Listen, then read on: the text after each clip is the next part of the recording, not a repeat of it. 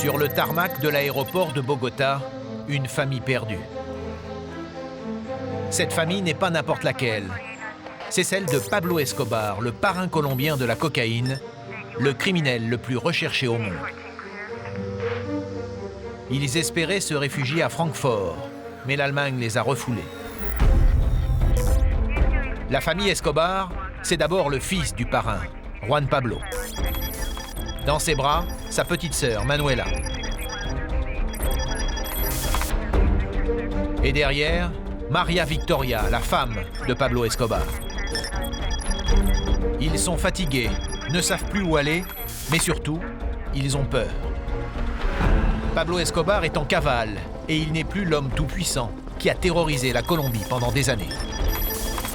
L'ennemi public numéro 1 vit désormais comme une bête traquée. De sa cachette quelque part en Colombie, le narcotrafiquant ne peut plus rien pour eux.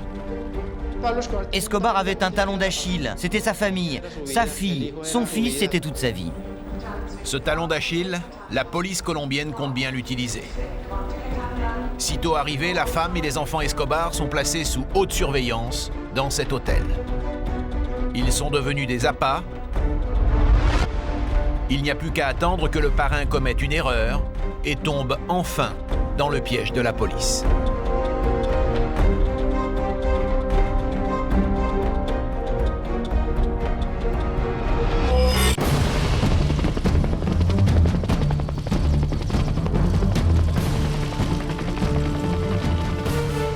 Escobar nous a échappé tellement souvent. C'était vraiment incroyable.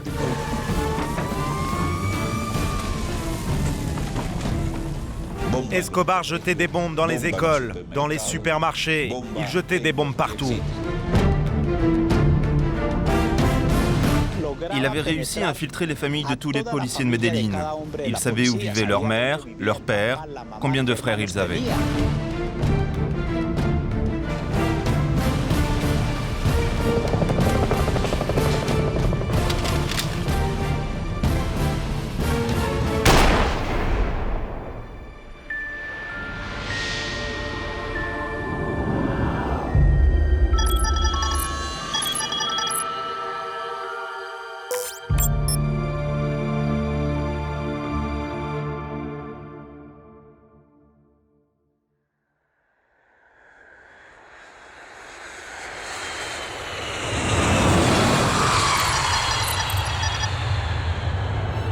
Seize ans plus tard, Medellín.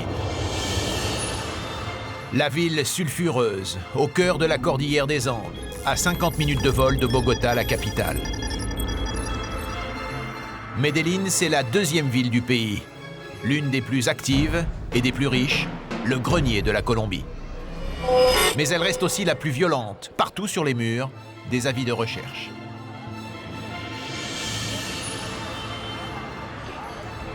16 ans plus tard, Medellín garde sa mauvaise réputation. Les règlements de compte continuent, mais ils se font aujourd'hui entre petits trafiquants de drogue.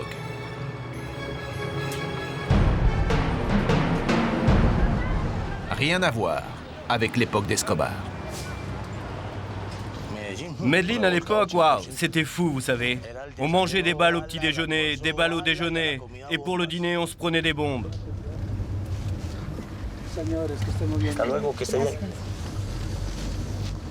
Oui, c'est ça. On se mangeait des balles tout le temps. Et il y avait des morts tous les jours? Tous les matins, on découvrait des cadavres au pied de la montagne. À l'époque, on appelait ça le cimetière public d'Escobar.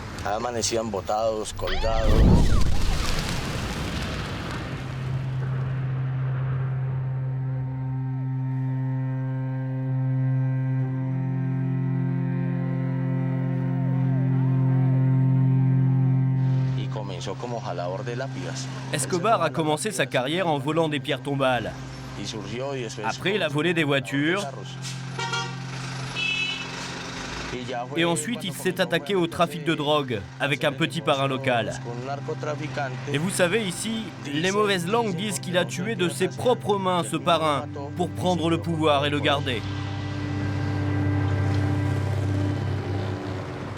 À Medellín, les proches d'Escobar ne sont plus très nombreux, mais il y aurait quelques survivants.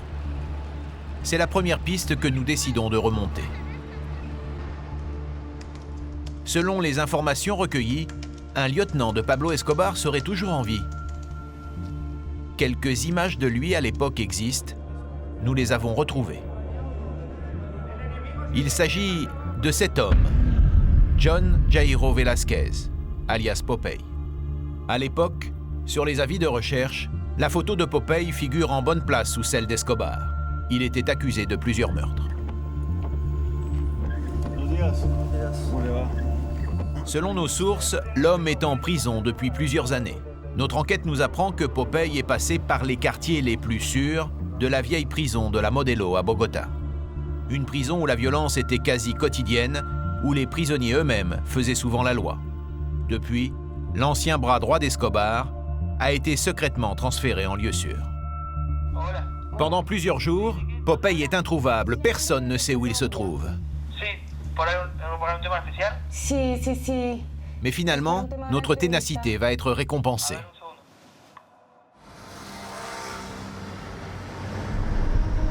Popeye est désormais incarcéré à une centaine de kilomètres de Bogota, dans cette prison, plus moderne.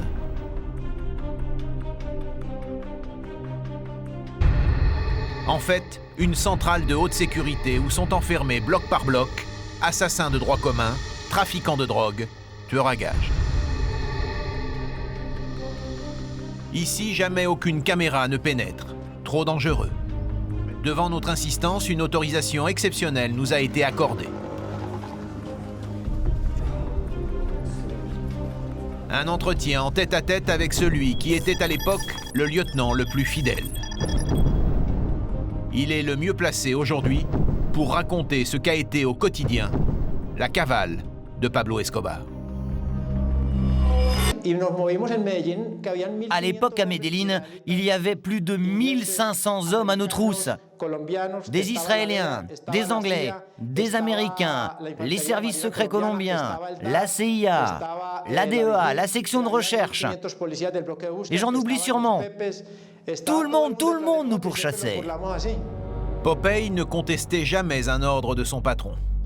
Exécuteur des basses besognes, il a revendiqué 250 assassinats sur les 10 000 qu'aurait commandité Escobar.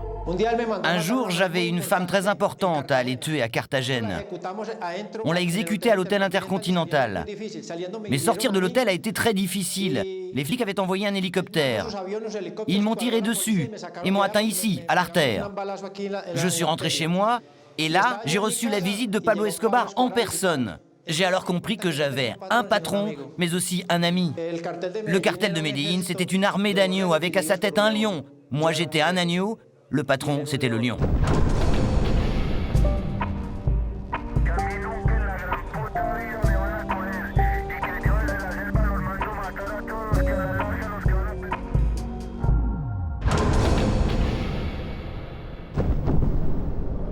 Milieu des années 70, c'est la toute-puissance d'Escobar.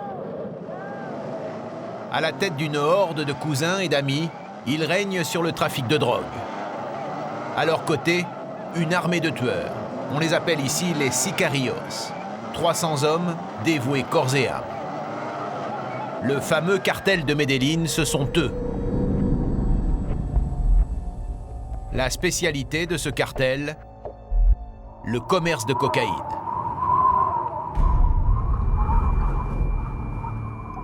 La géographie très particulière de la Colombie, un pays recouvert aux 2/3 de forêt, Pablo Escobar va l'exploiter à son profit. Depuis des siècles, les paysans colombiens y cultivent des plants de coca. Pablo Escobar leur propose de passer à un autre stade, celui de l'industrialisation. En pleine jungle, il fait alors installer des dizaines de laboratoires clandestins. Là, dans le plus grand secret, les meilleurs chimistes vont appliquer leurs recettes pour obtenir la pasta, la pâte, première étape de la transformation des feuilles de coca.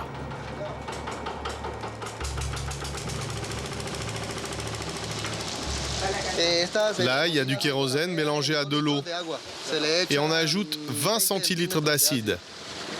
Après, on rajoute de l'ammoniac pour séparer la coca et ça la fait blanchir.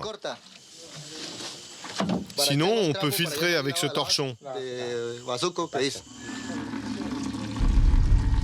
Voici donc la pasta qui, une fois sèche et raffinée, donnera de la poudre blanche, la fameuse cocaïne. La suite, Pablo Escobar la révolutionne également. Pour transporter sa marchandise, il multiplie les routes, par la mer, par les airs. À coups de centaines de kilos, la cocaïne est acheminée vers les États-Unis et l'Europe. À cette époque, cette drogue est à la mode, la demande explose, le fléau de la cocaïne se mondialise. Escobar n'est jamais à court d'idées. Pour livrer à domicile ses bons clients américains, il va même jusqu'à faire construire ce sous-marin. En 1980, Escobar s'est définitivement imposé. Il est devenu le parrain mondial de la cocaïne, audacieux, cruel, incontournable. Il avait instauré une taxe sur tous les envois de cocaïne. Par exemple, si un trafiquant expédiait 100 kilos, Escobar lui disait « Écoute, moi j'en prends 50 parce que je te protège contre la police et l'État colombien. » Et si le gars ne voulait pas payer, il le tuait. En 10 ans à peine, Escobar a changé d'envergure et de statut. De pilleur de tombes à Medellín, il est devenu le roi de la cocaïne. Un parrain tout-puissant et multimilliardaire, sa fortune à l'époque est estimée à 5 milliards de dollars. Tout cet argent lui donnait une telle confiance que bientôt, il s'est senti propriétaire de l'État. Et comme si son pouvoir n'avait plus de limites, Escobar pousse le culot jusqu'à se faire photographier avec son fils devant les grilles de la Maison-Blanche. À Miami, en Floride, c'est son argent sale que le narcotrafiquant investit dans l'immobilier, au nez et à la barbe des autorités américaines. Escobar devient le pire cauchemar des États-Unis. À Washington, la justice fédérale demande son extradition immédiate. C'est alors qu'il forme avec ses amis trafiquants un groupe appelé les Extradables. Ils ont ce mot d'ordre incroyable, plutôt un cercueil en Colombie qu'une cellule aux États-Unis. Il déclare alors la guerre à l'État colombien parce qu'il ne veut pas être extradé. Et cette guerre-là, on était loin d'en imaginer toutes les conséquences.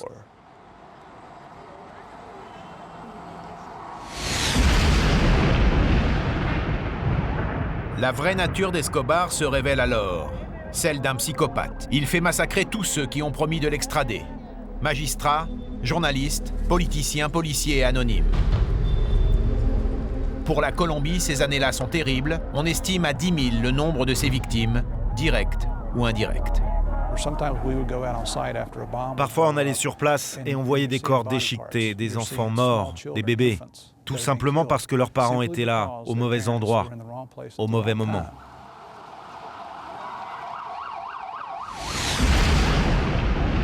L'attentat le plus spectaculaire survient quelque temps avant Noël 89, en plein centre de Bogota. Ce jour-là, c'est la tour des services secrets colombiens qui est visée. Les 500 kilos de dynamite tuent 89 personnes, mais l'explosion rate sa cible principale, le général Miguel Maza Marquez, patron des services secrets.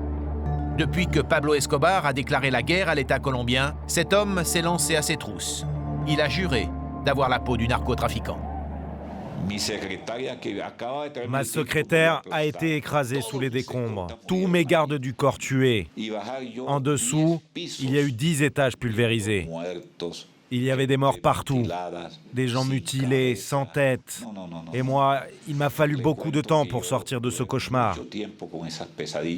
J'ai même eu besoin de voir un psychiatre pendant 10 ans. C'est le coup de trop. Le gouvernement colombien décide de se débarrasser du parrain. Sa tête est mise à prix. Il devient l'ennemi public numéro 1. Pablo Escobar, alias le Docteur, disparaît dans la nature. C'est justement dans la Sierra qu'une équipe de télévision française le retrouve au détour d'un reportage. La rencontre est un scoop mondial, la première fois qu'un journaliste étranger filme le narcotrafiquant. Pablo Escobar va en profiter pour justifier son business.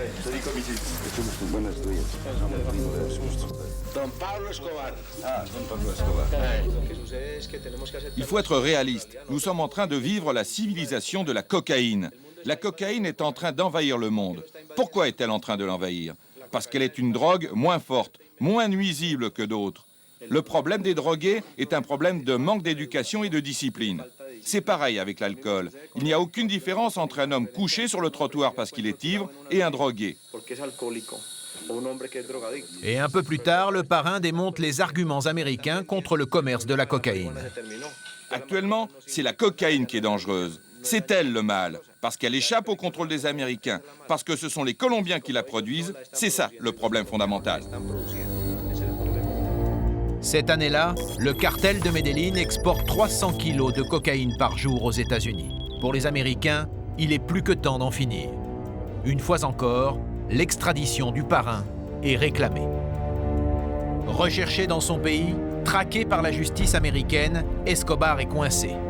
Il décide alors de tenter un coup, marchander sa liberté avec le gouvernement colombien. Un véritable va-tout pour éviter d'être livré aux Américains.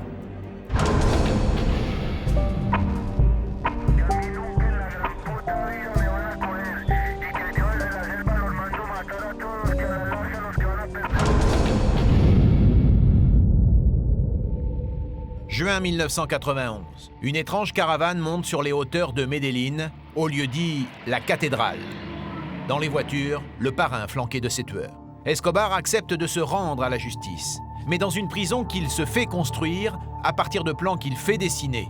Ici, tout a été décidé par Escobar lui-même. En clair, une prison sans clé, sans barreaux, du jamais vu.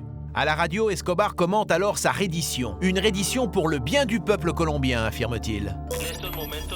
De entrega de armas de los guerrilleros y de pacificación de la patria, no podía permanecer indiferente frente a los anhelos de paz de la enorme mayoría del pueblo de Colombia. Pablo Escobar Gaviria, Envigado, Colombia, junio 19 de 1991. La cathédrale est une prison 5 étoiles, équipée du confort le plus sophistiqué. Cuisine high-tech, chaîne hi-fi, téléphone.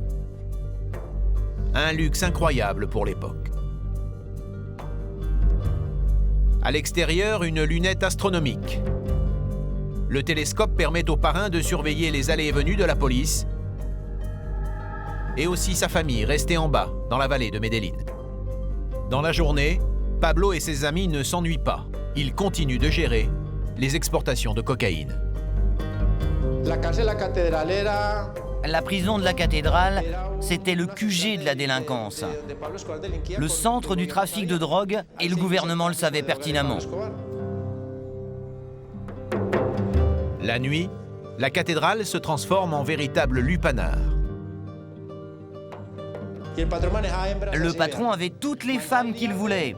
À l'époque, il n'y avait que 2 types qui avaient un avion privé en Colombie. Lui et un autre. Avec son avion, il allait cueillir les filles au Brésil et en Argentine. Un jour, il avait fait venir 50 filles, très jolies, genre mannequins pour une de ses soirées privées. On avait réussi à infiltrer l'une d'entre elles. Il l'a appris et il l'a fait assassiner avec les 49 autres. Et en fin de semaine, on a retrouvé aux 4 coins de Medellín des corps, des têtes, des pieds. C'était terrible. Il faut savoir que quand on le menaçait ou quand on représentait un danger pour lui, c'était la mort certaine. Quand le pays découvre les conditions de détention d'Escobar, c'est le scandale. Le président colombien de l'époque se justifie. Non, la cathédrale n'était pas une farce. Ce qui s'est passé, c'est qu'il avait une telle capacité d'intimidation qu'on a découvert très tard que tous les soldats qui gardaient Escobar étaient en fait payés par lui. Le gouvernement colombien exige qu'Escobar soit enfermé dans une vraie prison. Celui-ci flaire le piège, il refuse.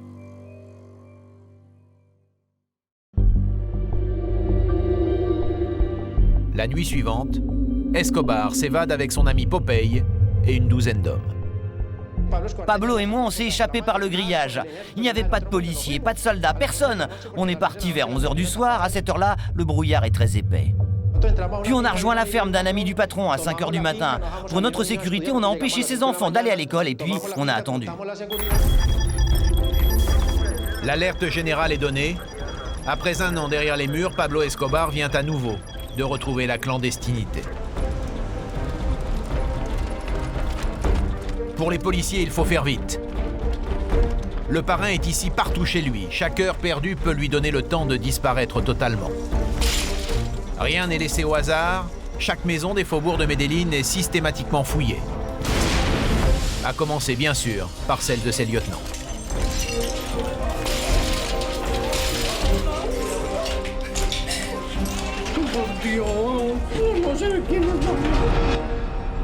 Au petit matin de ce 22 juillet 92, il faut se rendre à l'évidence. Escobar s'est évaporé.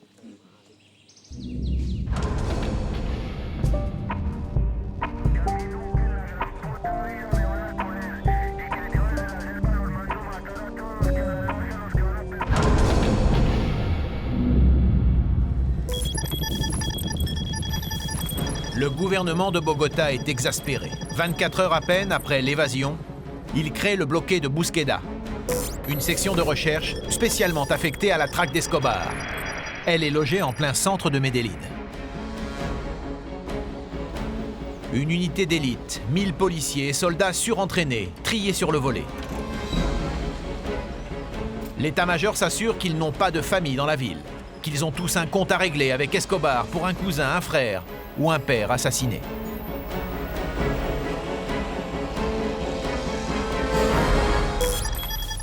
À leur tête, le gouvernement colombien place le colonel Hugo Martinez.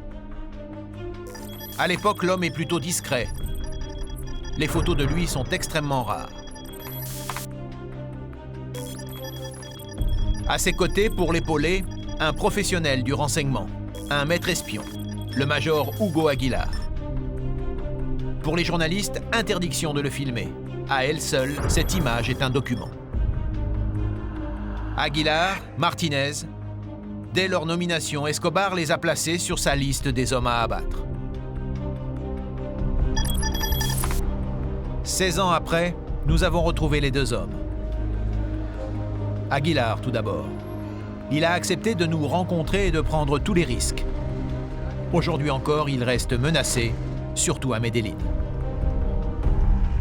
L'ancien soldat est devenu un homme politique, gouverneur de région, mais il est surtout protégé 24 heures sur 24 pour la chasse à l'homme qu'il a menée à l'époque contre Pablo Escobar.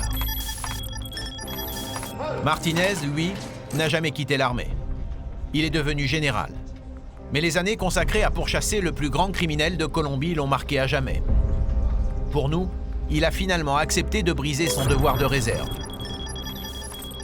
Pour la première fois, il va nous livrer chaque détail, chaque instant vécu aux trousses d'Escobar. Dès la création de la section de recherche, les Américains envoient également leurs hommes. Diplomates très particuliers, militaires spécialisés. Sur ces images d'archives, ces gringos en civil sont nombreux. De son côté, la DEA, les stupes américains, désigne ses deux meilleurs agents, Javier Peña et Steven Murphy. Ils vont travailler sur le terrain avec les Colombiens. La section réunissait les meilleurs et les plus brillants. On avait toutes les ressources qu'on voulait, de l'argent, des équipements, des services de renseignement. C'est à cette époque que la DEA a lancé une véritable chasse à l'homme contre Escobar, mais cette fois à l'échelle de la planète. À Medellín, c'est l'état de siège. La section de recherche est partout, elle a tout pouvoir. Les contrôles sont permanents, le ratissage systématique.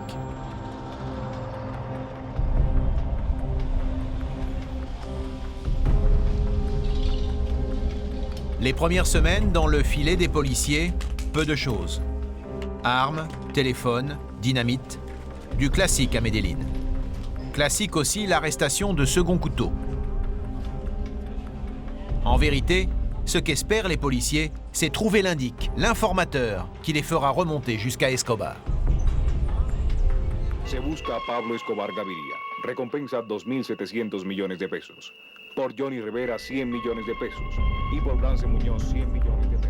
Mais en dépit des récompenses, les appels télévisés à la délation ont peu d'effet, car dénoncer le parrain et ses lieutenants équivaut à une mort certaine.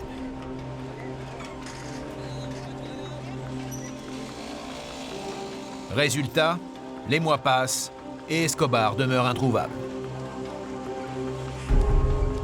Malgré la lassitude et les risques, la section de recherche est obligée de vérifier chaque tuyau.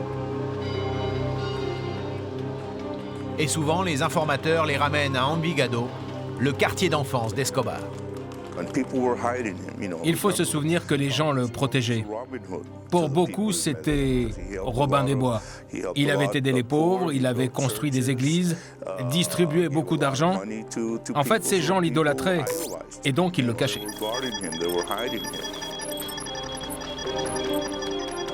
Ce jour-là, ce que les policiers s'attendent à trouver dans cette maison, ce sont quelques-uns des hommes du cartel. Malheureusement, les policiers sont arrivés avec quelques minutes de retard. De Pablo, que estaban aquí reunidos, pero nada. Entonces no hubo nada. Pour le bloquer, les fiascos comme celui-ci vont se répéter. Des soldats d'élite, des informateurs bien rétribués, cela ne suffit toujours pas.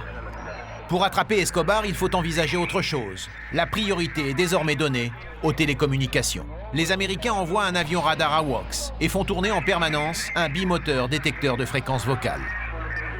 Dans une chasse à l'homme, c'est une première. Du coup, le colonel Martinez et ses hommes peuvent écouter des centaines de conversations au téléphone et à la radio, sans interruption, tous les jours, 24 heures sur 24. Jusqu'à ce petit matin de mars 93. On entend Escobar entamer une discussion avec son fils depuis son portable. Le problème, c'est qu'il se déplace beaucoup. Le bimoteur américain qui tourne sans cesse au-dessus de Medellín parvient tout de même à localiser la fréquence de l'appel. Le pilote m'envoie immédiatement les coordonnées. Et moi, je les reporte sur une carte de la ville pour connaître la zone exacte de l'appel. Cette fois, les calculs de triangulation indiquent une résidence dans la banlieue chic de Medellín. Escobar y est, c'est sûr, il ne reste plus qu'à le cueillir. À l'aube, l'assaut est donné. La maison est perquisitionnée.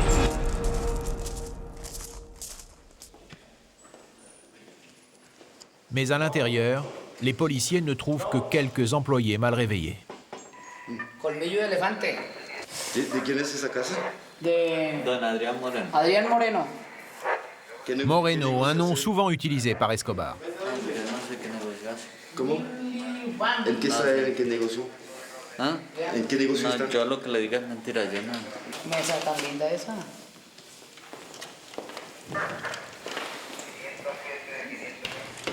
À l'étage, les policiers ne sont pas au bout de leur surprise.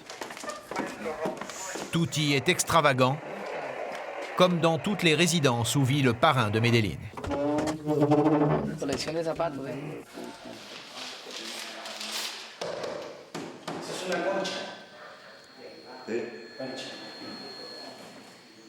Les hommes de la section ont beau fouiller les 1000 mètres carrés de la bâtisse, aucune trace du narcotrafiquant.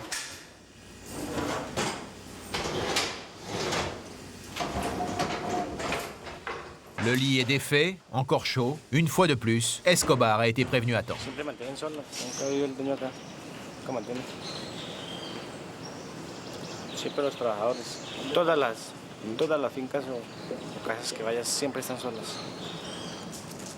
Cela fait maintenant 8 mois que Pablo Escobar s'est enfui de sa prison sur mesure. Chaque jour qui passe est un camouflet pour les hommes de la section de recherche. Au début, on l'a raté une bonne vingtaine de fois. Pourtant, on l'entendait à la radio. On envoyait les groupes d'intervention dans la zone, mais on le ratait toujours.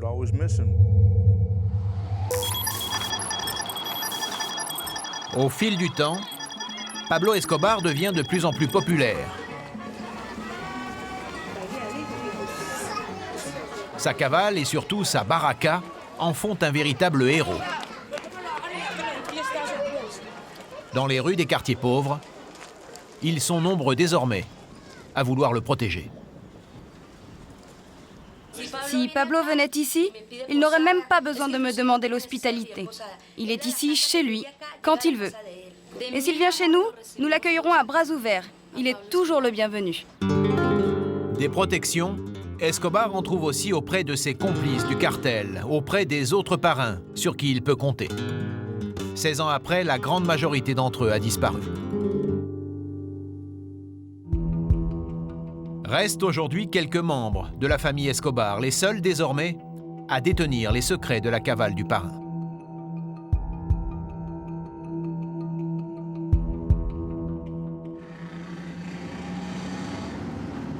Ce sont donc eux que nous allons chercher à rencontrer.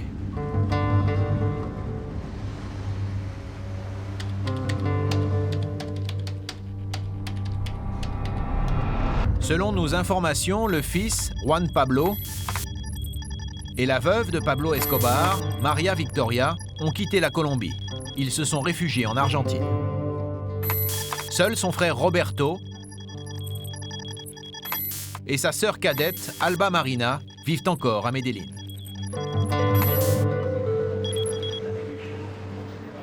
Du temps de Pablo, la famille Escobar était intouchable. Le frère et la sœur aimaient sortir, se montrer.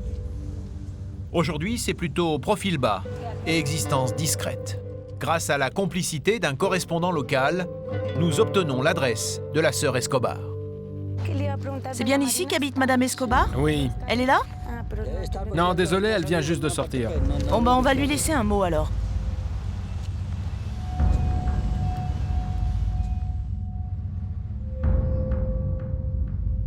L'attente à l'hôtel va durer 3 jours. Aucun appel, aucune réponse à notre proposition de rendez-vous. Il faut dire que dans la famille Escobar, la méfiance reste de règle. Et puis au 4e jour, coup de téléphone enfin. Alba Marina accepte de nous recevoir chez elle.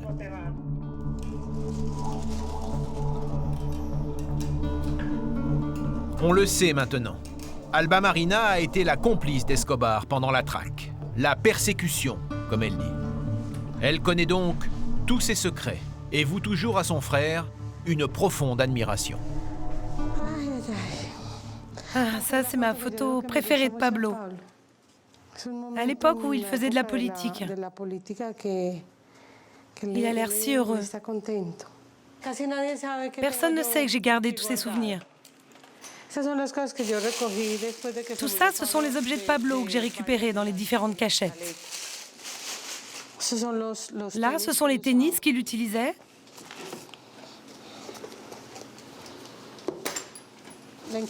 Ça, c'est chaussons d'intérieur qu'il adorait. Et cette chemise est très connue, on l'a vue dans tous les journaux.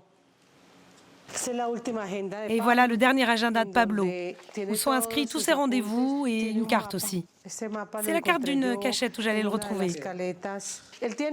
Dans cet agenda, il y avait aussi les noms de tous ses ennemis, leurs adresses, leurs coordonnées, le nom de leur père, leur mère.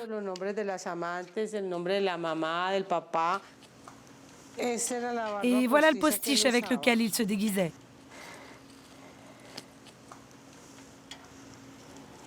Je lui ressemble, non? La malle au souvenir a fait son effet. Alba Marina est rassurée. Elle accepte maintenant de nous faire d'autres révélations. Cet endroit s'appelle le Peñol, mais on le surnommait aussi la République indépendante d'Escobar. En fait, le Peñol est une des planques d'Escobar. À l'époque, Alba Marina et son fils y débarquent souvent quand la pression de la police se fait trop forte à Medellín.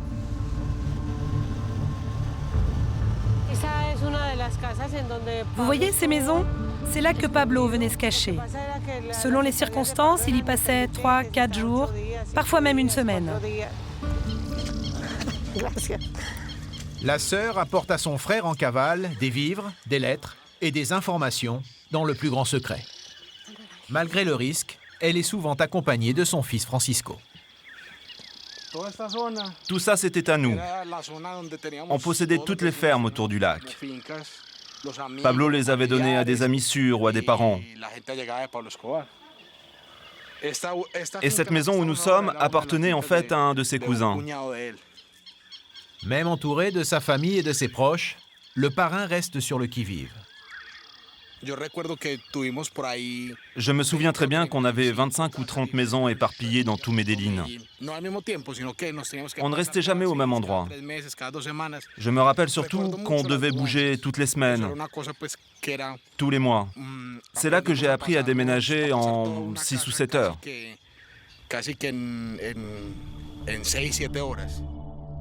Pablo Escobar a aussi un frère, Roberto, son aîné de 2 ans.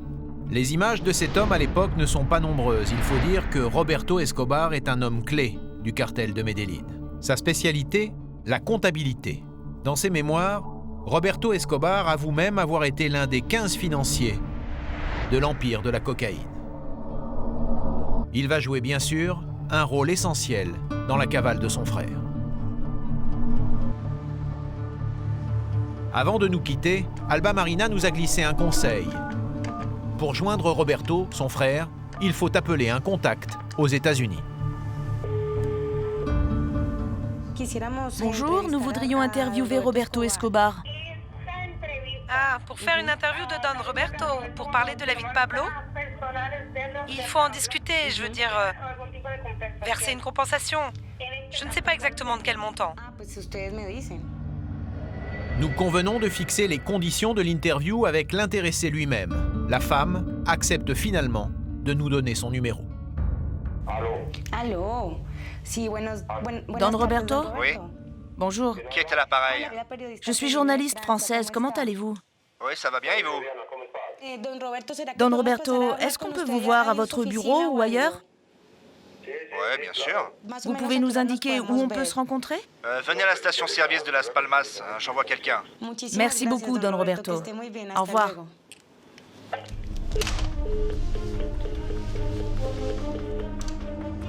Le rendez-vous nous a été fixé en plein quartier résidentiel de Medellín. Seule condition imposée, que l'on vienne sans caméra. Nous décidons malgré tout de filmer cette rencontre.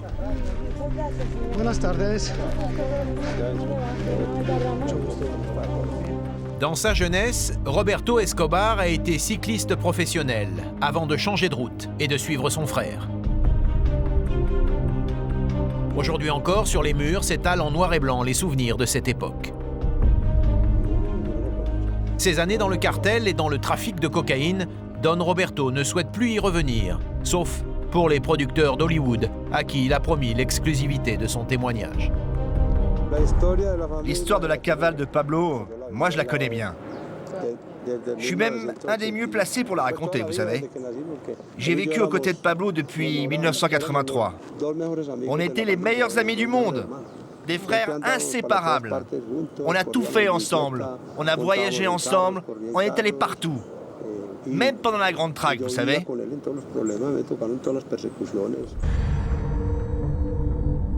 Nous n'en saurons pas plus. Tout juste consent-il à nous livrer un petit détail.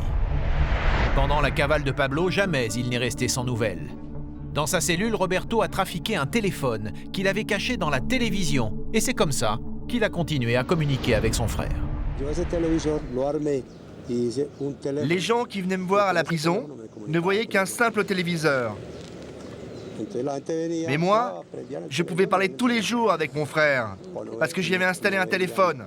Je déguisais ma voix et je lui demandais « Salut mon frère, ça va? Qu'est-ce que tu fais? Ça va bien ou pas ?» Voilà, c'est comme ça que ça se passait. Juin 1993. Un an après son évasion, Escobar demeure introuvable. Il se déplace dans Medellín, sautant d'une planque à une autre et en changeant toutes les semaines.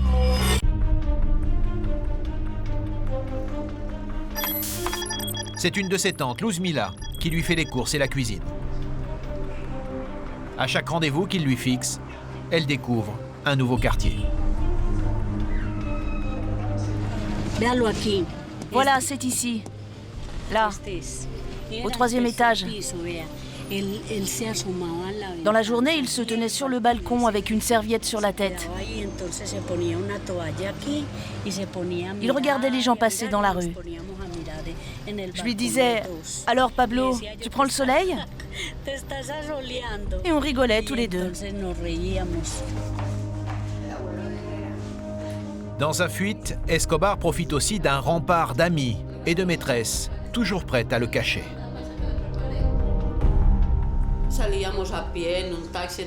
On sortait souvent dans le centre de Medellín avec Pablo, à pied, en taxi ou dans un minibus.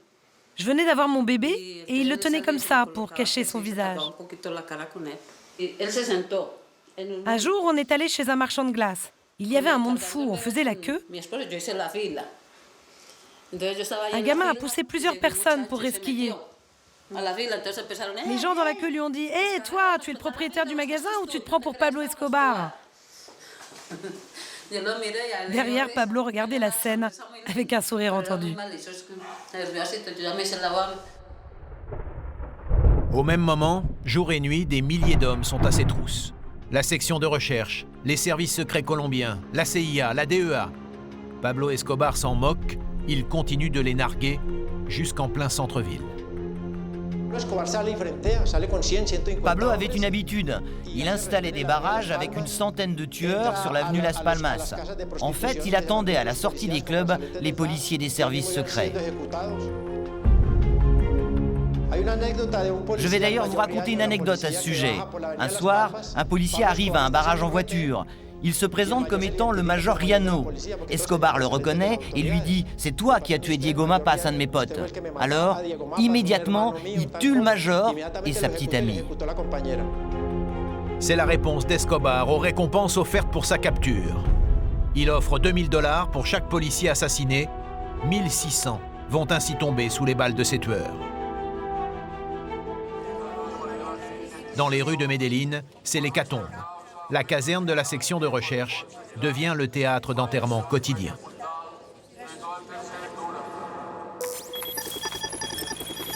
Dans la ligne de mire d'Escobar, il y a aussi ceux qui rêvent de le condamner et de l'extrader aux États-Unis.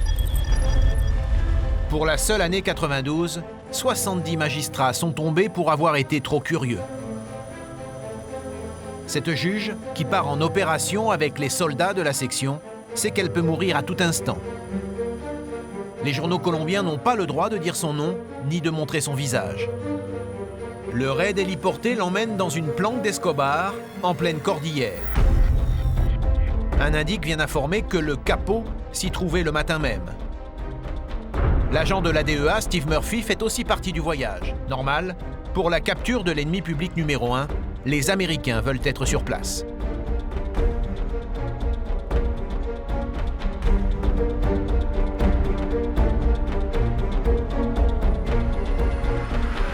Mais une fois encore, Pablo Escobar s'est envolé. C'était décourageant.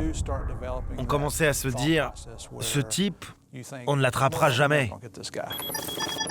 On avait avec nous le meilleur système d'information au monde. Et pourtant, on le ratait à chaque fois. À défaut de trouver Escobar, la juge et les soldats cherchent des preuves matérielles des crimes du parrain, sous terre.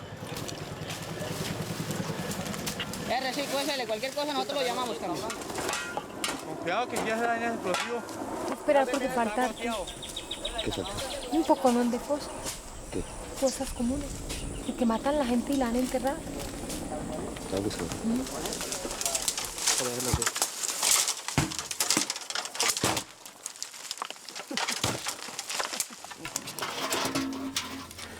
Para fabricar bombas. Llenas de dinamita.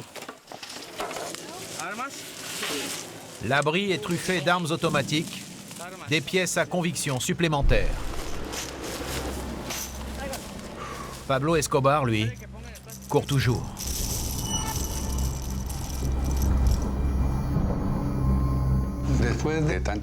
Il y avait eu tellement d'opérations ratées qu'à la fin, on avait perdu notre crédibilité et notre courage. Nos chefs commençaient à douter. On parlait de nous remplacer, de changer de stratégie. Nous sommes à l'automne 93. Le gouvernement colombien décide d'accentuer un peu plus la pression. Il triple la récompense. La tête d'Escobar vaut désormais 1 milliard de pesos, 5 millions de dollars. À la télévision, les campagnes de délation se multiplient. Les systèmes d'écoute se perfectionnent. Escobar est un des rares à posséder un portable à l'époque. Mais il sait qu'il doit bouger en permanence, ne jamais parler plus de 3 minutes pour empêcher la police de le localiser. Un jour, un technicien américain nous avertit qu'il avait des informations très précises. Il avait localisé un point d'émission exact dans une planque.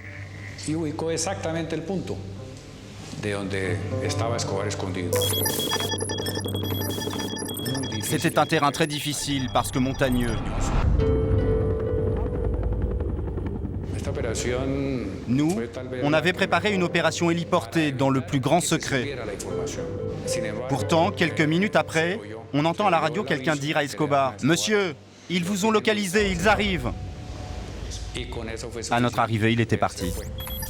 Une conclusion s'impose. Il y a un traître chez les policiers, une taupe qui prévient quasiment en direct le chef du cartel de tous les raids. Le colonel ne tarde pas à le démasquer. Cet informateur était un jeune auxiliaire de police, avec une particularité. Il était très habile de ses mains pour le travail du bois. Il sculptait des petites figurines de policiers et des hélicoptères. Il traînait toujours avec nous au poste de commandement, surtout quand on mettait au point nos opérations contre Escobar. L'informateur est directement payé par Escobar. Avec l'argent, il loue un appartement dans cet immeuble, juste derrière la caserne. Dès que ce policier apprenait l'existence d'une opération, il courait jusqu'à cette maison. Grâce à une radio codée, il appelait les lieutenants de Pablo Escobar. Il parlait en langage secret et leur disait « Dites au seigneur ou au docteur », comme ils appelaient Escobar, « Ils arrivent, ils vont vous tomber dessus ». Et quand nous arrivions sur les lieux, il n'y avait plus personne. Nous tombions sur un groupe armé qui nous tirait dessus. Et c'est comme ça que tant de policiers ont été assassinés.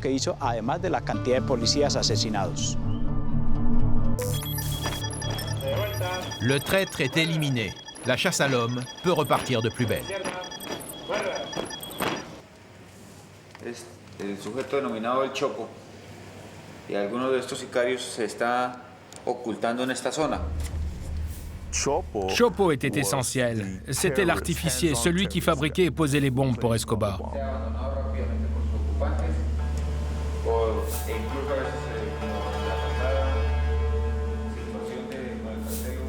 Nosotros tenemos nuestro álbum acá para operaciones, ¿sí? Entonces el sujeto que estamos buscando nosotros es este. Le changement de tactique est total. L'objectif est désormais d'isoler Escobar en supprimant un à un tous ses lieutenants. Ce soir-là, c'est le tour de Mario Castaño, alias El Chopo. L'opération contre El Chopo est un succès. Elle sera suivie de beaucoup d'autres. Les cadres du cartel de Medellín tombent les uns après les autres. Pablo Escobar est fragilisé. À la fin, Escobar n'a plus personne de solide autour de lui. Il n'a plus de leader, il n'a plus de garde du corps. La peur change alors de camp. De prédateur, le parrain devient gibier. D'autant qu'entre en jeu un nouvel ennemi, les persécutés par Pablo Escobar, surnommés à Medellín les Pepes. Les Pepes étaient un groupe de criminels qui avaient fait partie du cartel de Medellín. Ils se sont séparés d'Escobar et ont commencé à le combattre. À leur tête, 2 redoutables trafiquants, 2 anciens complices d'Escobar, révoltés par sa paranoïa et sa cruauté. À la différence de la police, les Pepes connaissent tous les secrets, toutes les habitudes du chef du cartel. Le carnage ne tarde pas, les Pepes assassinent à tour de bras les proches du parrain. Et ça, Ça change toute la perspective pour Escobar. Il commence vraiment à s'inquiéter pour sa famille. En fait, les Pépès usent des mêmes méthodes qu'Escobar. Ils visent la famille. Comme ce jour où il plastique l'appartement où vivent sa mère, sa femme et ses enfants. Personne n'est blessé, mais l'avertissement pour Pablo Escobar est sérieux. Un jour, ils ont mis une bombe qui a détruit un tableau original de Dali, un truc à 5 millions de dollars. La femme d'Escobar est catastrophée. Alors elle appelle Pablo. Regarde, ils ont saccagé le Dali. Mais qu'est-ce qu'on va faire? Qu'est-ce qu'on va faire? Pablo lui a répondu, tu sais quel est le Dali qui a le plus de valeur pour moi? Ce sont nos enfants. Alors ne t'inquiète pas. Peu à peu, Escobar prend peur pour les siens. Et c'est cet amour pour sa fille et son fils qui va finalement le perdre. Tant qu'ils seront en Colombie, lui ne sera jamais tranquille.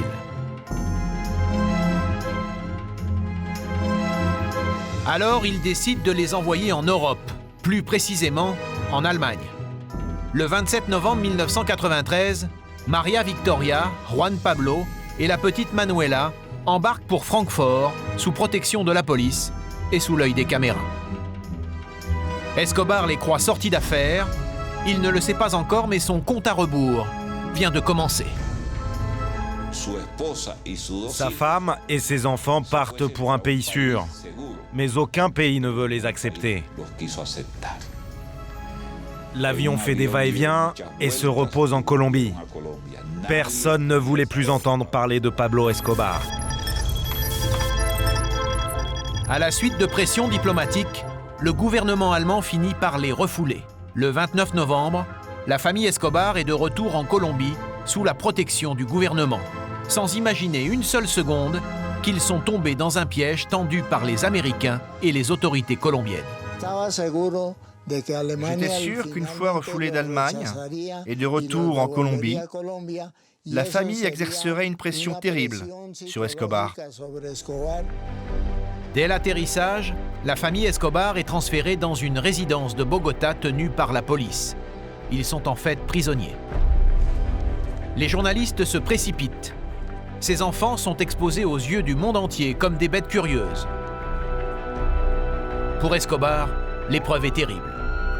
Isolé, loin des siens et impuissant désormais à les protéger. D'autant qu'au même moment, les Pépès font monter la pression en revendiquant un attentat à la grenade contre l'hôtel, sans faire de victimes. Dans sa tanière, Escobar devient hystérique, jusqu'à en oublier les règles les plus élémentaires de sécurité. On savait qu'Escobar et son fils se parlaient tous les soirs à 18h, sur la même fréquence. Et c'est comme ça qu'on a commencé à intercepter leur communication. Pour la section de recherche, c'est le branle-bas de combat. Tous les hommes sont mobilisés, tous les moyens déployés. En première ligne, 4 véhicules de reconnaissance vocale. Ils sillonnent en permanence les rues de Medellín à la recherche du moindre mot prononcé par le parrain. À ce moment-là, on écoute 24 heures sur 24 dans toute la zone de recherche. Nos équipes sont en alerte, prêtes à intervenir au cas où un appel serait repéré. Le 1er décembre, les techniciens de la police repèrent 5 appels d'Escobar en différents points du centre-ville. Le problème, c'est qu'il bougeait sans cesse. Il appelait depuis une voiture qui se déplaçait. Les policiers viennent de comprendre l'une des ruses d'Escobar. Pour éviter d'être repéré, le fugitif a adopté depuis longtemps une méthode simple mais efficace. Rouler en continu dans un des innombrables taxis de Medellín et avoir depuis ses téléphones des conversations très courtes. Après 4 jours d'écoute en continu, on était épuisés. On pensait qu'on n'arriverait jamais à le localiser. Quand soudain, le 5e jour, on intercepte son dernier appel. Chose incroyable, le signal est fixe et tout nous indique que cette fois, il est dans une maison.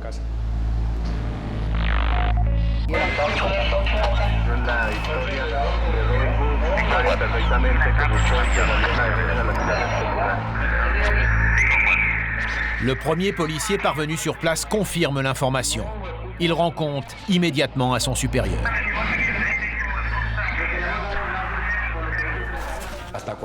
Et là, ce policier me dit « Ça y est, j'ai identifié la maison. Je suis en face de la maison. Je crois que je le vois. Oui, il est près de la fenêtre. Il a un téléphone à la main. » Plus de doute. Le groupe d'intervention se précipite. Il est dirigé par le major Aguilar.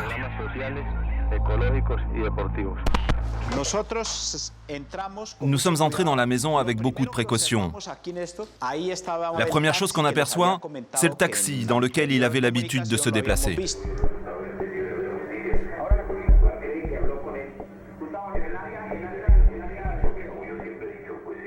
Et là, j'entends Pablo parler au téléphone. Il se trouve au second étage. On commence à avancer. Avec mon fusil, je mène la marche, en silence, très lentement.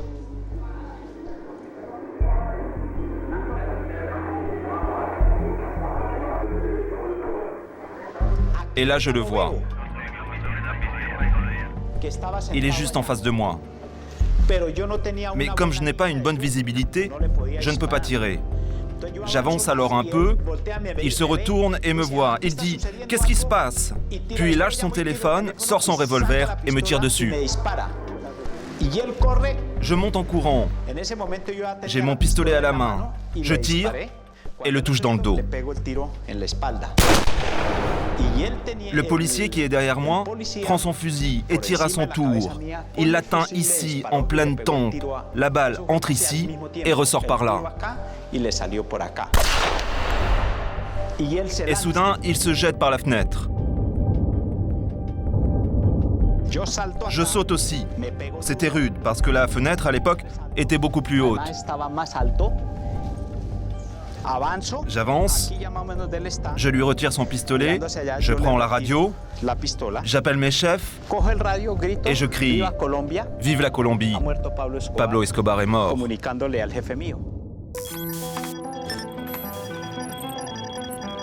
Une demi-heure plus tard, les 1000 hommes de la section sont devant la maison. Toute la ville accourt, ceux qui applaudissent comme ceux qui pleurent la mort de Pablo Escobar. Et puis, il y a ceux qui n'y croient pas, comme la mère du parrain qui arrive en état de choc sur les lieux. Elle va mettre beaucoup de temps à accepter la réalité.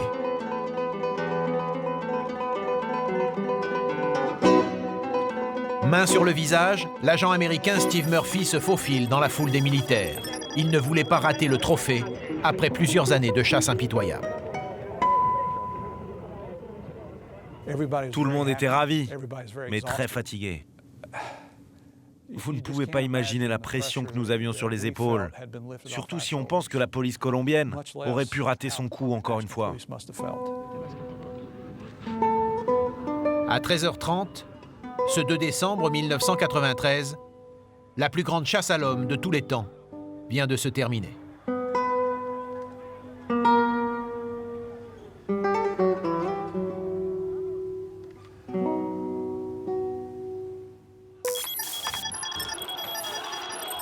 Pablo Escobar est enterré dès le lendemain aux portes de Medellín. 10 000 personnes sont présentes dans une communion qui frise parfois l'idolâtrie. Dans un coin, il y a les femmes de la famille, écrasées par la foule qui veut toucher la dépouille une dernière fois.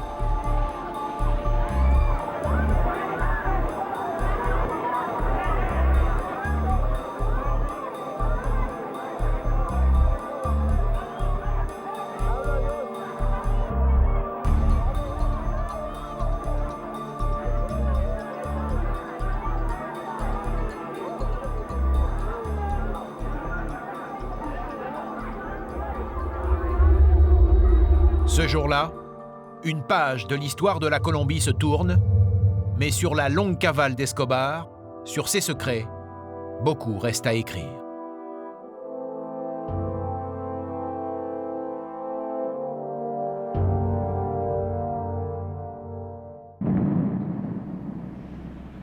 16 ans après la disparition de l'homme le plus recherché du monde, reste un dernier mystère. Où est passée la fortune du parrain de Medellín? Où seraient cachés les 5 milliards de dollars que la légende lui attribue?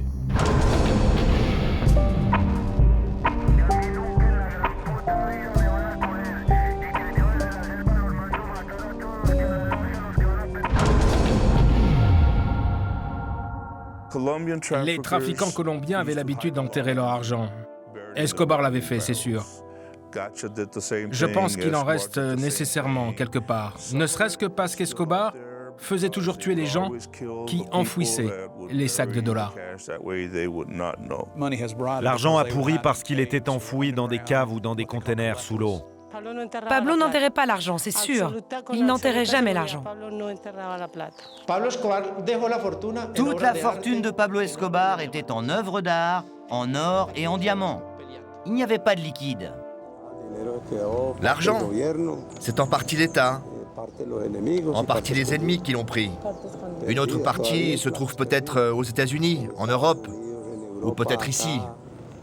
Le reste a disparu. Je crois que l'argent n'a pas totalement disparu. Il est aux mains de la famille. Je crois que c'est sa famille qui profite de l'argent. Parce que l'argent de Pablo Escobar, personne ne l'a jamais retrouvé en Colombie. Si c'est vrai qu'il possédait autant de millions, je pense que lui-même ne savait pas combien. Même avec 50% de cette somme, sa femme et ses enfants doivent être archi-millionnaires aujourd'hui en Argentine.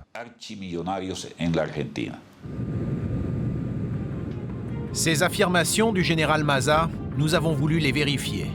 Buenos Aires, capitale de l'Argentine. Après la mort du parrain, Maria Victoria et ses 2 enfants se sont bien installés ici. Mais ils se sont fondus dans la masse et ont changé d'identité. Maria Victoria est devenue Maria Isabel. Juan Pablo s'appelle désormais Sebastián Marroquín. Il nous a fallu plusieurs jours pour retrouver leurs traces. La famille Escobar s'est reconvertie dans l'immobilier. Maria Victoria a créé une entreprise de design intérieur avec son fils au cœur de Palermo, un quartier chic de la capitale. Nous nous installons en face et décidons de les appeler.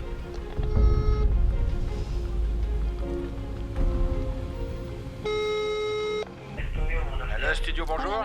Bonjour, pourrais-je parler à Sebastián Marroquín, s'il vous plaît? Il n'est pas là. Vous savez quand il revient? Il est à Buenos Aires? Je crois qu'il est en voyage. Je ne sais pas quand il revient. Ouais, il doit être à l'étranger. Bon, merci beaucoup. En attendant, nous cherchons à en savoir davantage sur les activités de la famille Escobar en Argentine. Ce journaliste s'est intéressé à eux dès leur arrivée à Buenos Aires. En arrivant, il commence par fréquenter des gens d'ici, en particulier un comptable. Au début, Maria Victoria et ce comptable ont une relation amicale, puis ils deviennent amants. Et ensemble, ils achètent un appartement. C'était leur petit nid d'amour. C'est de cet appartement que Maria Victoria et son amant organisent le blanchiment d'argent. Le comptable commence à faire des allers-retours en Colombie et rapporte des valises de billets, des valises à double fond qui pouvaient contenir jusqu'à 400 000 dollars. Entre 95 et 99, en à peine 5 ans, il a été prouvé qu'il a fait entrer 2 millions de dollars. Mais on estime que ça pourrait monter jusqu'à 10. Mais l'amour de Maria Victoria est bientôt trahi, car c'est l'argent qui intéresse le comptable. Il est de plus en plus gourmand et fait chanter Madame Escobar pendant 5 ans. En 1999, coup de théâtre. Toute la bande est arrêtée. Maria Victoria, son fils, Juan Pablo, et le maître chanteur. Très vite, ils sont relâchés. Les magistrats n'ont jamais pu prouver que leur patrimoine provenait du trafic de drogue. Depuis, le comptable a mystérieusement disparu.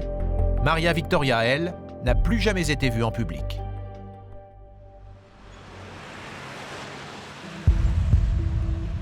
Notre planque se poursuit devant le bureau des Escobar.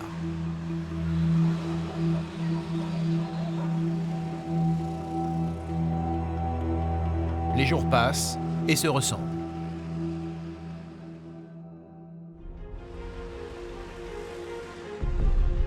4e jour, enfin, du nouveau dans notre voiture.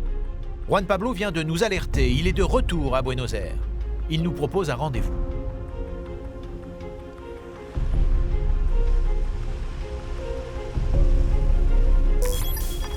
Pas de doute possible.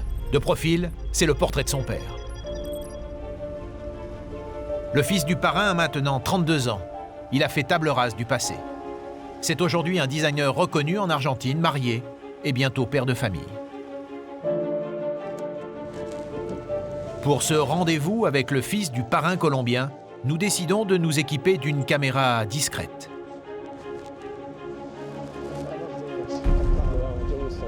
L'homme qui tente de refaire sa vie fuit les médias. La rencontre avec lui est donc exceptionnelle.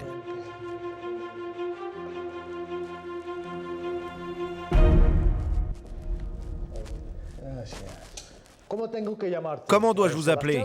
Juan Pablo ou Sébastien? Sébastien. Juan Pablo, pour moi, c'est l'histoire ancienne. Ça, c'était ma vie d'avant. Où est passée l'immense fortune de votre père? Qu'est devenu son argent? La réponse est très simple. Oui, mon père a été immensément riche. Mais il faut que je vous dise quelque chose. À un moment, il a laissé tomber le trafic et il a investi toute sa fortune dans la guerre contre l'État. Et vous savez, tout ça coûte très cher, en armes et en hommes. Et en dehors des dépenses d'armes et d'explosifs, une masse considérable d'argent a été dilapidée pour corrompre des gens. En fait, il avait acheté tout le pays. Oui, le pays tout entier, tout entier. Dans le bureau de mon père, je voyais défiler toute la journée toutes sortes de gens importants. Par exemple, il était en réunion avec un officiel. Et dehors, les policiers de l'escorte montaient la garde. Et puis, à la fin de la réunion, il passait dans le bureau pour se faire payer. Un jour, c'était des policiers, un jour des politiques. J'ai même vu un ex-président de la République. Il a arrosé tout le monde, papa. Et il leur disait, « Tenez, voilà votre chèque, merci beaucoup. » Dans le dossier Escobar, la justice argentine a fini par rendre un non-lieu. Mais quand on est le propre fils du roi de la cocaïne, impossible d'échapper aux soupçons sur l'origine de sa fortune. On nous accusait d'avoir blanchi, disons, 1 million de dollars en 5 ans. Et moi, je leur répondais, si ce que vous dites est vrai, alors on est les pires blanchisseurs d'argent de l'histoire. Parce que quand tu laves l'argent de la coke, 1 million de dollars, c'est rien. Juste de l'argent de poche pour te payer un café. Que sont devenus les milliards d'Escobar? Dorment-ils dans des comptes à numéros ou quelque part sous terre? Ou alors ne sont-ils qu'un fantasme? Personne ne sait. Sauf peut-être cette femme, Maria Victoria, la veuve du parrain de Medellín.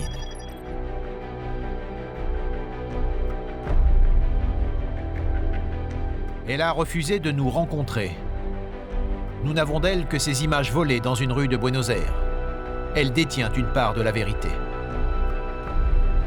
En mourant sur un toit de Medellín en 1993, Pablo Escobar, le plus grand narcotrafiquant de tous les temps, n'a pas livré tous ses secrets.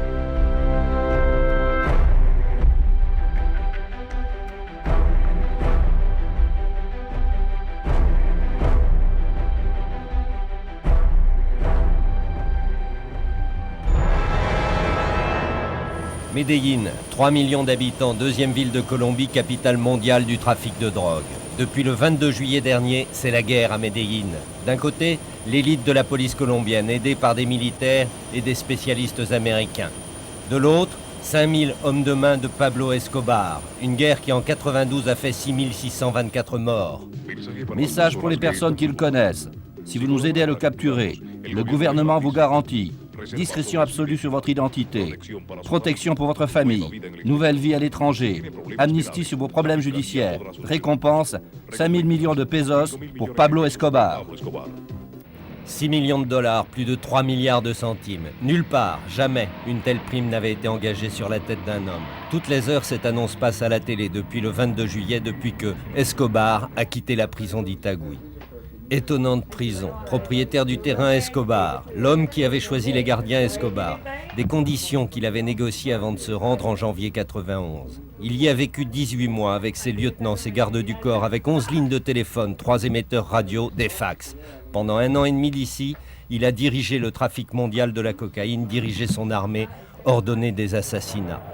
Le 22 juillet, il s'en est évadé avec l'aide de ses gardiens. On allait le transférer dans une vraie prison, peut-être l'extrader vers les États-Unis. Le 22 juillet, la guerre a repris à Medellín, exécution et attentats, la terreur. Message pour mon fils Pablo, à quelque endroit qu'il se trouve. Nous t'aimons beaucoup. Nous savons que pour ta sécurité, nous ne pouvons pas te voir. Nous allons bien. Il faut que tu aies confiance dans Jésus de la Tocha et dans les âmes du purgatoire. Nous savons que ce sont tes gardiens fidèles. 1000 baisers de tous et reçois la bénédiction de ta maman. Cette évasion du 22 juillet a sans doute renforcé l'amour de sa mère, mais elle a mis un terme à la complaisance des autorités. Fini les policiers corrompus qui, tout en le pourchassant, l'informaient sur les opérations. Ridiculisé par l'évasion, le gouvernement a envoyé 2000 hommes, 2000 flics et militaires, sélectionnés, sans attache avec Medellín. C'est le bloqueo des Busqueda, le groupe de recherche, une réputation d'incorruptible, l'élite.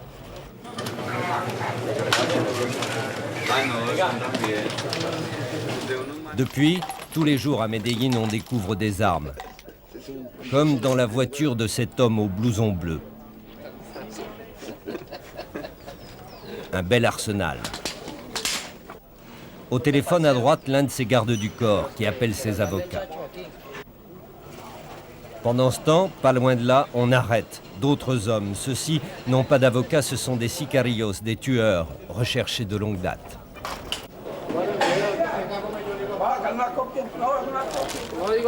¿Quién le entregó estos bolívares, hermano? ¿Qué es eso? Pues nada, cogí una mini Uzi también. Hoy me enchimbé y $233,000. Mucha plata.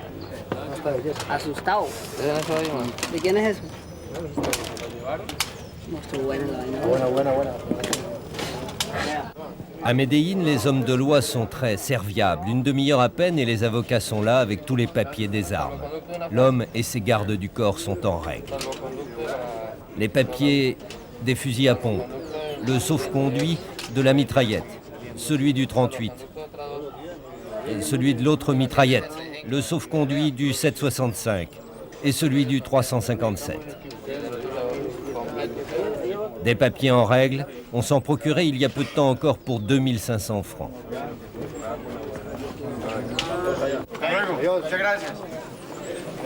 Les incorruptibles ne peuvent rien faire, c'est la loi. La loi, elle est représentée par les juges. Ils dirigent les enquêtes, ce sont eux qui doivent faire les constats, les procès-verbaux. En Colombie, on les appelle les juges sans visage. Publiquement, ils n'ont pas de nom, pas de famille, ils ne se déplacent jamais sans une forte escorte. Leur vie est en permanence menacée.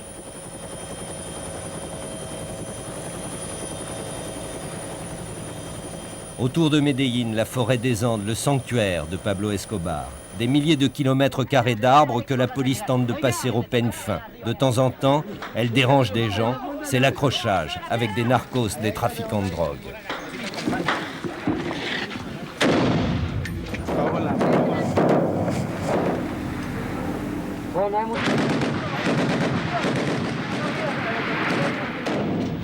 Celui-là va abandonner l'idée de s'enfuir.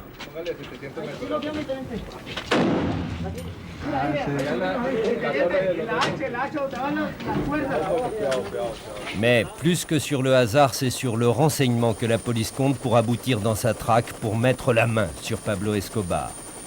C'est un renseignement qui amène les policiers dans cette maison isolée en pleine forêt. Avec eux, un policier américain.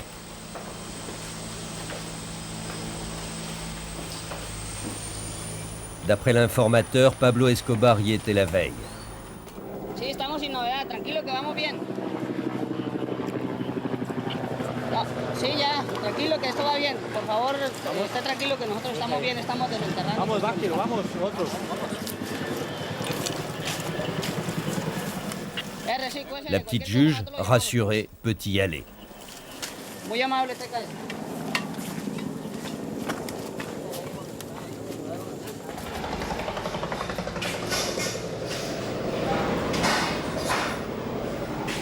Elle a du travail, des constats à faire.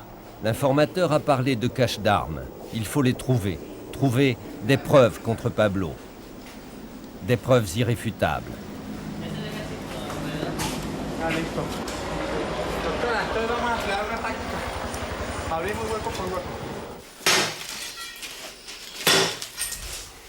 Jusqu'à présent, personne n'a pu prouver sa responsabilité dans un seul parmi les centaines d'assassinats qui lui sont attribués.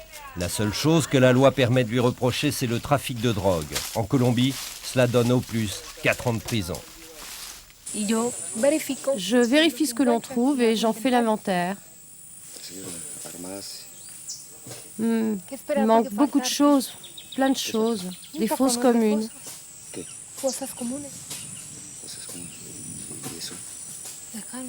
Il y a beaucoup de cachettes.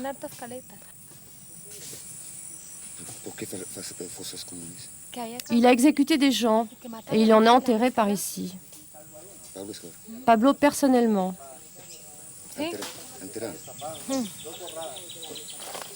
Oui, il a tué des gens et les a enterrés ici.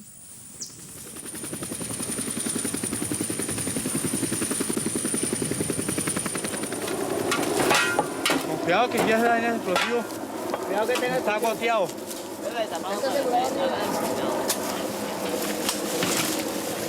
Armas. Cuidado. ¿Armas? Armas. Saque el resto. Saquémoslo acá. Venga, con cuidado. Acá. Acá 47.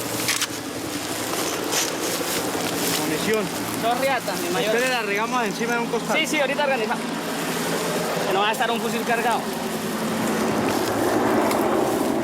Mire, 61. Es el ruido 400. Es que yo pensé que era... 61. 4 riatas de 61. No, 4 riatas de uniforme. Verdes. Y 61 cartuchos y una canana. 61 cartuchos y una canana para M60. Le constat, avant d'envoyer les armes au laboratoire pour analyse balistique.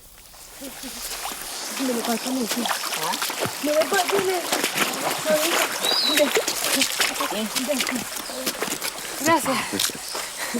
No me quiere decir mi pasa.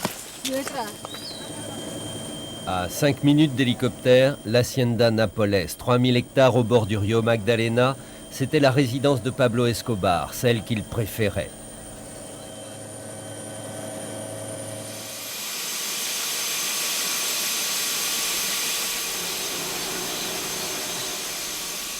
Une relique, ce petit avion, le premier avec lequel il avait transporté de la cocaïne en Floride. Confortable, la maison. Il faut dire que c'est l'un des hommes les plus riches du monde. Sa fortune, d'après le magazine américain Forbes, serait l'une des 20 premières mondiales. Plus de 3 milliards de dollars. 1800 milliards de centimes. La police l'a réquisitionné. L'Hacienda Napoles est devenue une base opérationnelle des troupes lancées à sa poursuite. Comme dans chacune des propriétés Escobar, une piste d'atterrissage pour jet.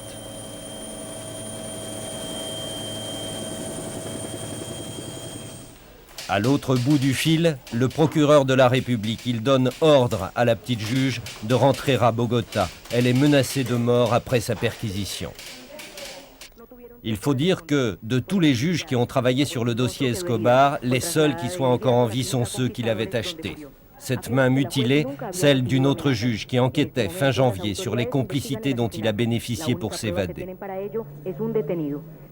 Mais toutes les heures, la télévision rappelle 6 millions de dollars pour sa capture. Dans ce groupe d'immeubles, on a découvert un appartement où vivait la mère de Pablo Escobar, au 13e étage.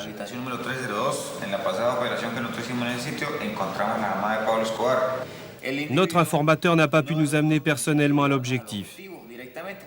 Il avait peur qu'on le reconnaisse. Dans cette rue, il y a des gens armés. Nous avons notre album pour les opérations. Voici l'individu que l'on espère attraper ce soir. Nous avons eu la photo par un informateur, on l'a payé 5000 francs. Cet homme, c'est Boucle d'Oreille, le second de Pablo Escobar. Cette nuit-là, La police avait un tuyau, fiable. Boucle d'oreille était repérée dans un quartier du sud de Medellín.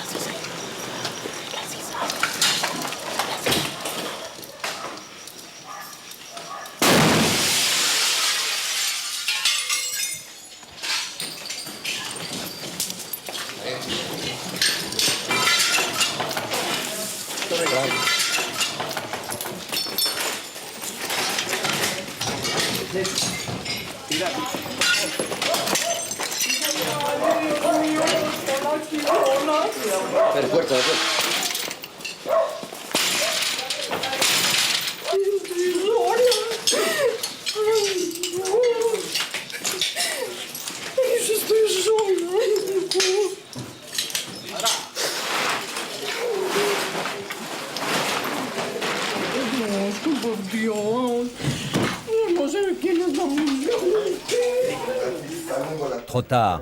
Il faut dire que Escobar et ses lieutenants ont pris pour habitude de ne jamais rester plus de 2 heures dans un même endroit. Mais on ne sait jamais, il est peut-être là tout proche, il faut vérifier, visiter les maisons alentours.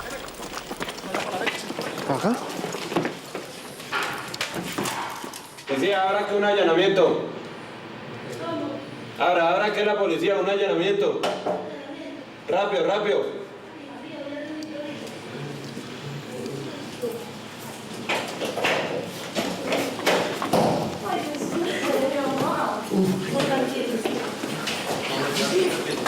Al tercer piso. Yo no sé. Ay. Tenemos estas habitaciones. Por eso, pero se mete mucha gente arriba. Sí, sí, mucha gente. No lo conoce nadie. ¿Sabe por qué, señor? Lo que pasa es que esa casa tiene entradas por allá por... Une autre information, en fin de nuit.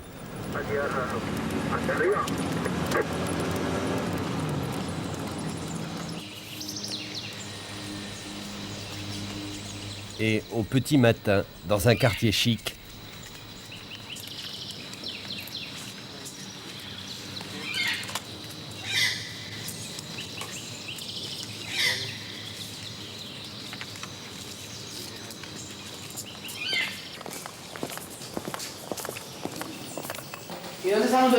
Qui sont les propriétaires? Ils ne sont pas là. Vous êtes 5 ici? Seulement 5? Tous employés?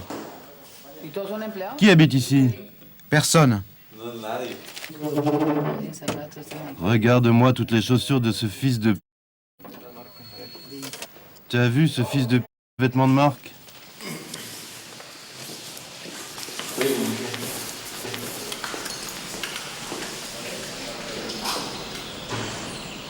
ce quartier s'appelle Envigado. C'était celui où résidaient la plupart des chefs du cartel de Medellín, les capos, les patrons du trafic de drogue. Aujourd'hui, ceux qui ne sont ni morts ni en prison sont tous officiellement en cavale. Le quartier est apparemment désert. Ici, c'est un endroit où se réunissaient les hommes de Pablo Escobar. Non, je suis procureur, ne me filmez pas. Ne le filmez pas. Regardez, c'est la maison de Boucle d'Oreille. Vous pouvez le voir sur ce tableau. C'est le lieutenant de Pablo.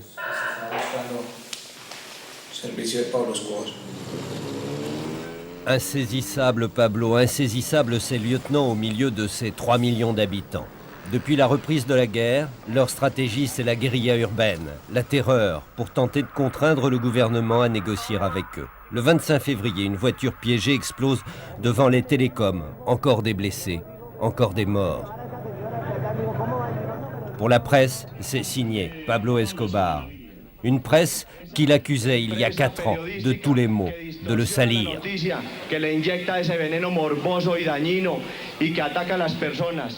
Une semaine après ce meeting, une bombe au journal El Spectador, son propriétaire exécuté. En 2 ans, 80 journalistes ont été assassinés. Le danger, c'est d'appeler le trafic de drogue par son nom. Tu peux dire que Pablo Escobar est un trafiquant de drogue. Il l'a lui-même déclaré. Mais tu ne peux pas dire qu'il a fait tuer des juges, des journalistes, des avocats et des procureurs. Ça se retournerait contre toi. Avant qu'on le poursuive, il avait financé des campagnes électorales, il a financé des œuvres sociales, il a financé des travaux dans les quartiers pauvres. Pablo Escobar, bienfaiteur des pauvres, c'était au milieu des années 80. Il s'était même présenté aux élections et il avait été élu sénateur. Bien des gens, aujourd'hui encore, lui sont fidèles. Ce quartier est l'un de ceux qu'il a construit pour les pauvres. Son nom, le barrio Pablo Escobar. Les écoles, c'est son argent. Les hôpitaux, toujours son argent. Ici, le centre-ville et ses attentats paraissent bien lointains. Ici, Escobar reste un mythe. Il a un surnom, Robin des Bois. Les riches, ils parlent mal de Pablo, parce que Pablo est humanitaire. Quand est-ce que le gouvernement a fait les choses que Pablo a faites pour nous? Ce que Pablo a fait, aucun gouvernement ne l'a jamais fait. Pablo est venu et il nous a dit que c'était inhumain, que des gens vivent ici comme des animaux, que lui allait nous donner des logements. Il a promis et il l'a fait. Avec 1000 amours, on le recevrait tous chez nous, Pablo Escobar. Dans ces quartiers, il a recruté les sicarios, ces tueurs. Des quartiers où la police ne s'aventure guère, des milices populaires se sont organisées pour les policiers. Elles sont à la solde de Pablo Escobar. Si tu n'as pas connu la viande, le lait et les œufs, si tu es sous-alimenté, qu'on te propose 10 000 francs et qu'on te donne une moto et un revolver pour aller travailler, entre guillemets, c'est-à-dire ôter la vie à quelqu'un, ben tu y vas. Pablo Escobar est né dans un quartier populaire. Il a reçu une éducation populaire, il a été confronté à la faim, à la misère.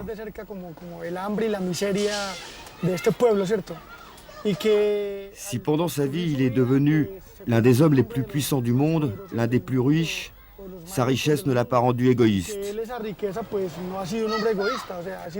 C'est quelqu'un qui a fait beaucoup pour cette ville, beaucoup d'œuvres sociales. Tout le monde le sait. C'est un homme qui a conservé certaines valeurs. Il y a des flics, des agents secrets qui sont rentrés dans nos quartiers déguisés en ferrailleurs. On en a capturé quelques-uns, on les a interrogés, puis on a bien été obligé de les éliminer. Ils savaient trop de choses sur nous. On ne pouvait pas les laisser pénétrer ainsi notre service secret.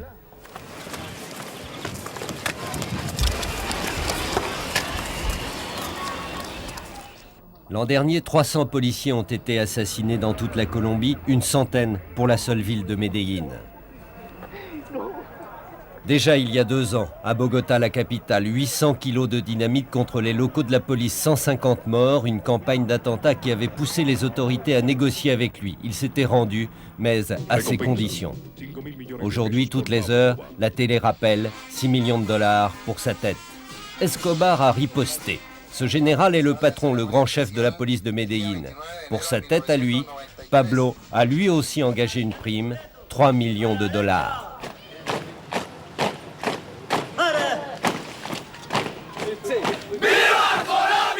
Mais cela ne marche plus comme avant, comme si Escobar faisait moins peur. La police continue à chercher les preuves, à accumuler les témoignages, à recevoir de plus en plus d'informations.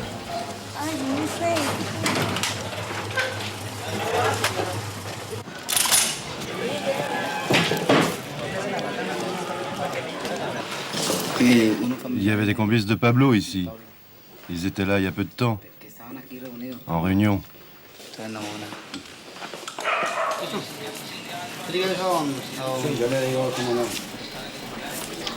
Méthodiquement, sans relâche.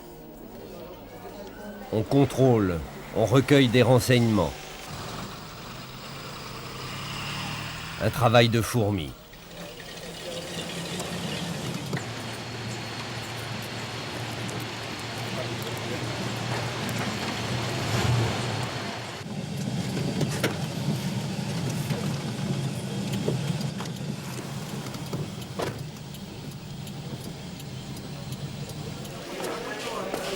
Et de plus en plus fréquemment, on arrête.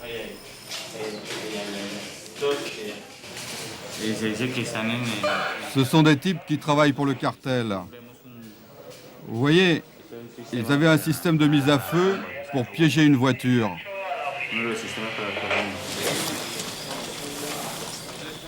Tous les jours, on saisit des armes, des kilos de dynamite. Et on arrête tous les jours des sicarios, des tueurs.